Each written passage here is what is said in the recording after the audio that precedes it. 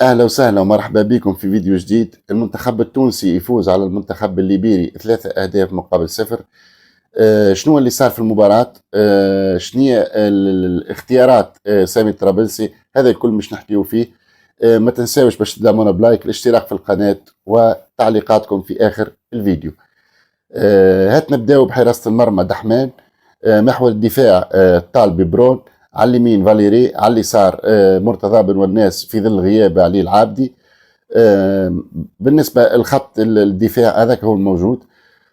خط وسط الميدان كان فرجاني ساسي، حنا بعل محمد علي بن رمضان. لكن الطريقة اللي لعب بها سامي طرابلسي، خلينا نقولوا هي كانت 4-1 لأن محور الدفاع 4 كان قدامهم فرجاني ساسي، ومن بعد ثم ليني متاع 4 آخرين اللي فيها الياس سعد، عفوا الياس العاشوري، محمد علي بن رمضان، حنبال المجبري، وعلى اليمين عمر العويني، وكابونتا المستوري. المقابلة في مجملها كانت متوسطة أو فوق المتوسطة بشوي. الاختيارات فيها وعليها. مثلا أبسط حاجة، مثلا لاقطش يزينا من كيفاش من المحاباة. الياس العاشوري متفاهمين، الياس العاشوري لاعب ممتاز في الفريق نتاعو، يقدم في مباريات ممتازة، لكن خذي فرصته في المنتخب التونسي أكثر من مباراة، يلعب ديما، يلعب موجود. الياس العاشوري في المنتخب التونسي ممكن التوظيف نتاعو مش باهي، ما ثم حاجة مش ماشية في الياس في المنتخب. دخل الياس سعد، شفنا الياس سعد يعني لازم تعطي فرصة للاعب. الياس سعد كان قدم مباراة كبيرة ضد بايرن. الياس العاشوري مزاكي رجع من الإصابة، معناتها ممكن كنت تلعب الياس سعد والشوط الثاني تبدل، مثلا تدخل الياس العاشوري مثلا. بالنسبة للخطة هذه اللي حكينا فيها 4-1 غياب محمد علي بن رمضان تماما. الشوط الأول محمد علي بن رمضان ما كانش موجود نهائيا. ممكن الحرية كان واخذها حنبال المجبري زادة، هي اللي خلات محمد علي بن رمضان ما يبرزش.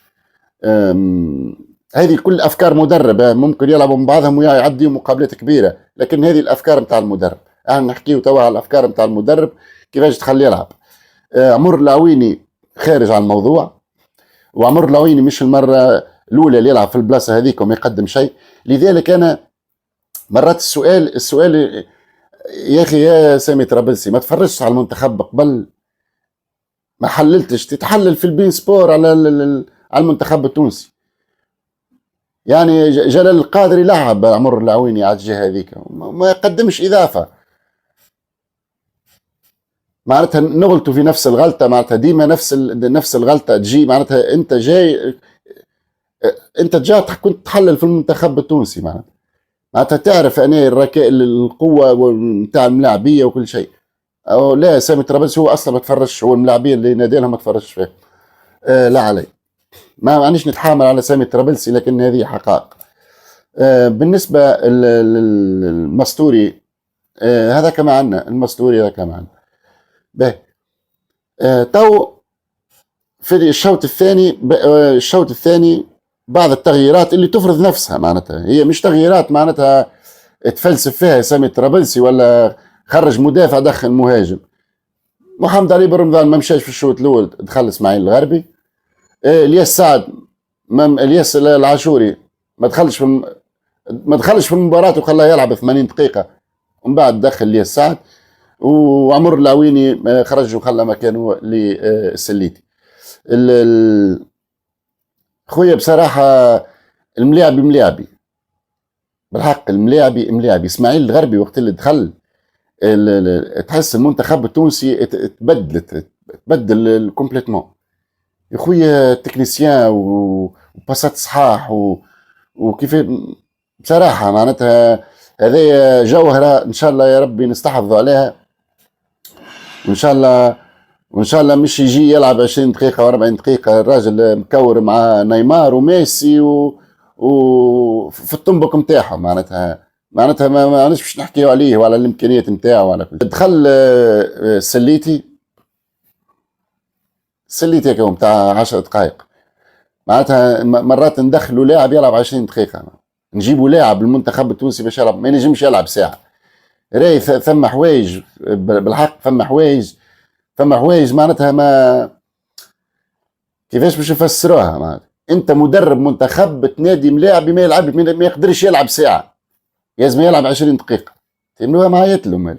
ما لا رجع لنا يوسف ورجع لنا فلان ورجع لنا يا خويا بصراحه ومن الاخر وعلى الاخر مرياح. ساسي حتى لو كان قدم مباراة هكا وهكا، هذا كان قدم مباراة تيمو على خاطر مع ليبيريا. السليتي هذوما اوت بصراحة. المنتخب يزي فيه البركة معناتها، خلي جيل جديد وعباد وخمم في 2026 وخمم في 2028 وخمم لازم استراتيجية تتبدل وعقلية التفكير مدربين تتبدل وكل شيء لازم يتبدل بصراحة. اللي الساعة كان دخل في 10 دقائق، 10 دقائق عمل فيها 10 دقائق اللي عمل فيها من ما عملوش الياس العاشوري في 80 دقيقة. مركبونت ومخالفة راهو عمل كل شيء، عملهم الكل.